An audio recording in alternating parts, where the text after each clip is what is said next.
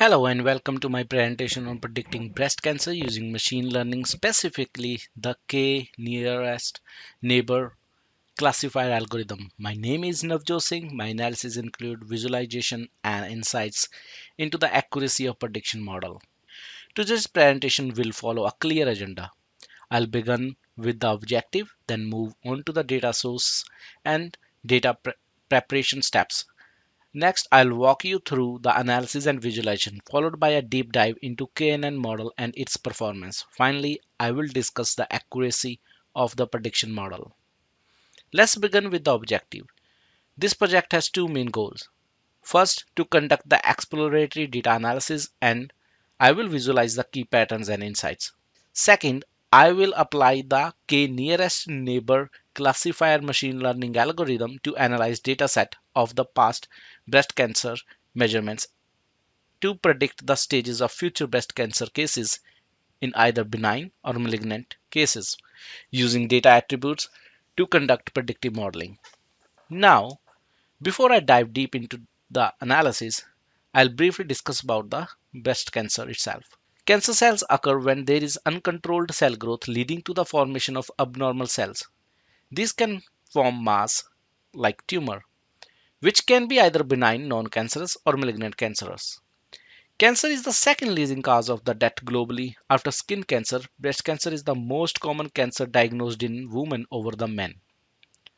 In the slide, I will discuss the data source and the nature of dataset. I used breast cancer, Wisconsin's diagnostic dataset, which was generated by University of Wisconsin hospitals and assessed through Kaggle. Dataset is available in CVS format and has a size of 122 KB. Dataset consists of 569 instances, including 32 features, 2 classes, and 357 benign and 212 malignant cases. It is pre-cleaned data. Among the 10 key features captured were radius, texture, parameter, area, smoothness, compactness, concavity, concave point, symmetry, and fractional dimension. The diagnosis attribute determines the cancer stage, which is used to predict whether a case is benign or malignant. For this project, I used Python by Google Colab Notebook. I imported essential libraries and loaded the dataset. The libraries, for example, NumPy, Panda, Matplotlib, and Seaborn, which are crucial for data manipulation, visualization, and analysis. Then I loaded dataset to prepare it for the exploratory data analysis and predictive modeling. This slide presents a snapshot of the dataset, showcasing the structure and key attributes of the data. By visualizing the dataset, we gain an understanding of its composition. This slide showcases the code used to clean the dataset by removing unnecessary columns such as ID and unnamed 32. This pre-processing step ensures that the only relevant features remain, allowing for a more efficient and accurate analysis. In this slide, I present the code used for exploratory data analysis. The data was transformed to display the key statistical measures such as mean and standard deviation, allowing for deeper insights into the future distribution. In this step, I grouped the cancer cells into two distinct categories, benign and malignant. This restructuring makes the dataset more intuitive and allow for clear analysis. In this section, I dive deep into data visualization. Starting with the count plot using Seaborn, I generated a bar chart to visualize the distribution of benign and malignant stages within the dataset. In this slide, I present the scatter plot. From these visualization, I observed that the mean values of 6 key cell features, radius, parameter, area, compactness, concavity, concave points, play a significant role in the breast cancer classification. A higher value in these parameters tends to correlate with the malignant tumor cells, making them crucial indicator in predictive analysis.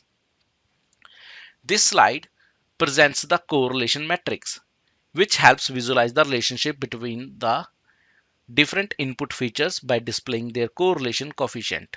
From this analysis, I observed that the mean area of the cell nucleus shows a strong positive correlation with both the mean radius and mean parameter. This indicates that As the cell area increases, its radius and parameter tend to increases as well, providing a valuable insights for the classification. In this slide, I present the code for implementing KNN classifier, starting with the feature and label separation. Labels represent the diagnosis we aim to predict, benign or malignant. Features are the attributes used to make the prediction.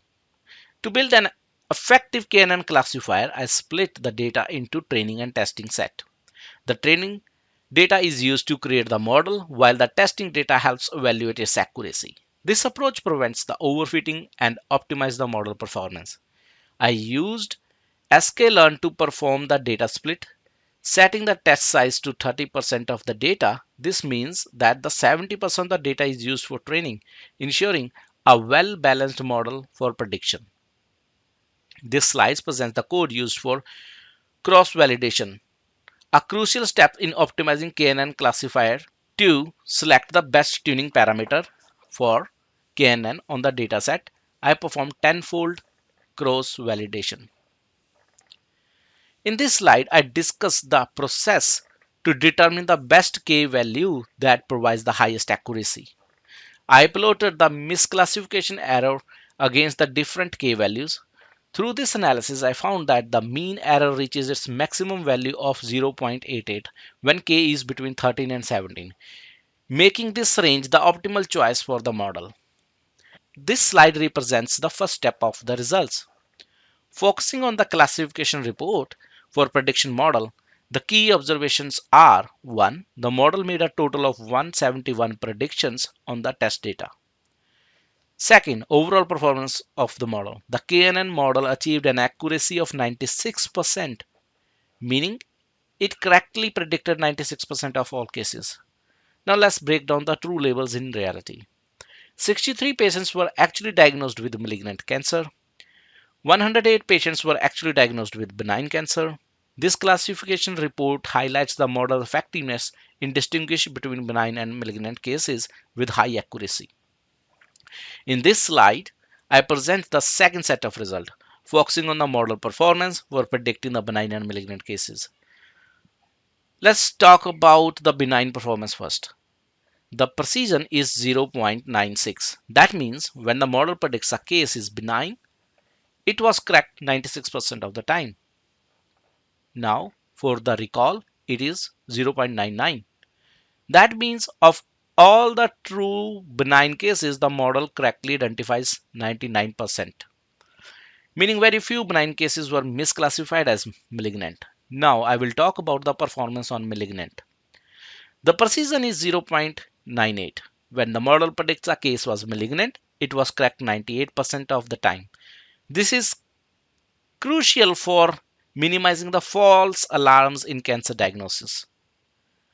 Now, the last, recall for malignant. Of all the truly malignant cases, the model correctly identified 92% of the time, demonstrating a strong effectiveness in detecting cancer while keeping false negative low. These results highlight the model's high accuracy and reliability for reinforcing its capability in breast cancer classification. Thank you.